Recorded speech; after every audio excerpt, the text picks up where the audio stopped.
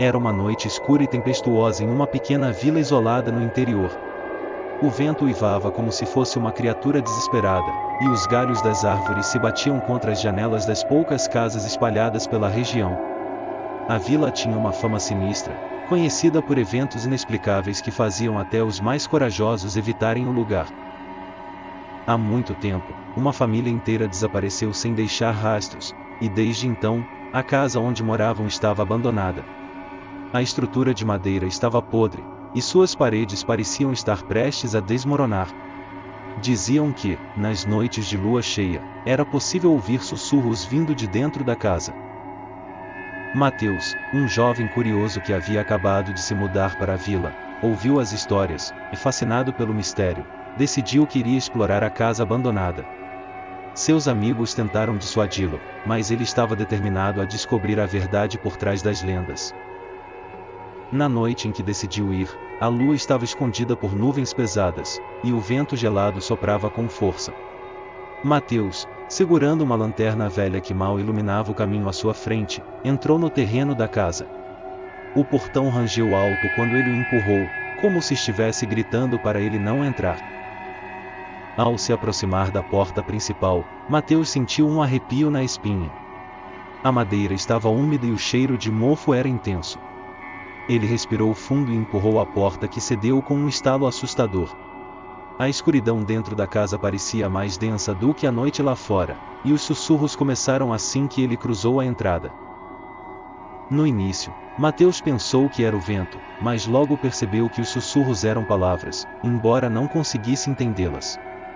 Seguindo o som, ele subiu a escada que rangia a cada passo, levando-o ao segundo andar. No corredor estreito, havia várias portas fechadas.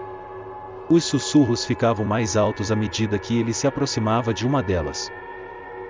Tremendo de medo, Mateus girou a maçaneta da porta, que se abriu lentamente. Dentro do quarto, ele viu algo que o fez congelar. No centro, havia um círculo desenhado no chão com marcas de velas queimadas ao redor. E, de repente, ele percebeu que não estava sozinho. Uma figura alta e encapuzada, com olhos brilhando em vermelho, estava parada no canto mais escuro do quarto. Antes que pudesse reagir, a porta se fechou com um estrondo e a figura começou a se mover em sua direção. Mateus tentou gritar, mas nenhum som saiu de sua boca. Ele correu para a porta, tentando abri-la, mas estava trancada. A figura se aproximava cada vez mais, e os sussurros agora eram gritos horríveis que ecoavam em sua mente. De repente, tudo ficou escuro. Quando Mateus abriu os olhos, ele estava deitado no chão do quarto, cercado por uma escuridão opressiva. A figura não estava mais lá, mas ele sentia uma presença ao seu redor, algo que o observava, esperando o momento certo para atacar. Mateus tentou se levantar, mas suas pernas não respondiam. Ele estava paralisado, e uma sensação de desespero tomou conta dele. Os sussurros voltaram, mais altos e mais claros desta vez. Eles diziam seu nome repetidamente, como se estivessem chamando para algum lugar. A última coisa que Mateus viu antes de perder a consciência foi uma sombra gigantesca cobrindo-o, como se fosse engolido pela própria escuridão. Na manhã seguinte, os moradores da vila encontraram a casa abandonada com a porta aberta, mas não havia sinal de Mateus. A única coisa que restava era a lanterna quebrada no meio do corredor, e o eco distante de sussurros que ainda podia ser ouvido por aqueles que ousassem se aproximar. A vila continuou seu ciclo de medo e silêncio, e a casa, agora mais do que nunca, era evitada por todos.